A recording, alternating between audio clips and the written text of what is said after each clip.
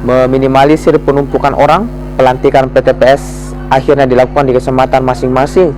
Bawaslu Kota Makassar baru melantik 3.779 orang dari total kebutuhan 4.000 lebih PTPS.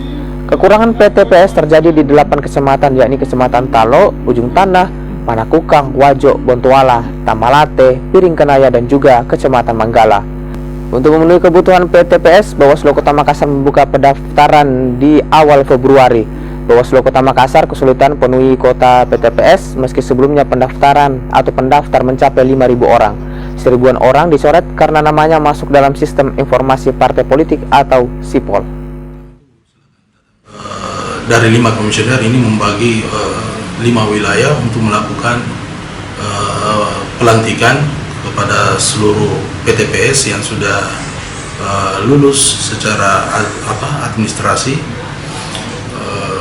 Kemudian kami membagi 5.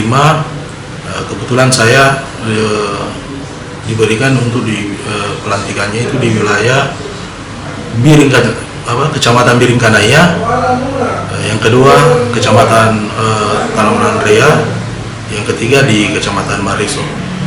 Dalam kegiatan pelantikan itu saya berikan pengarahan sedikit kepada teman-teman PTPS yang baru dilantik.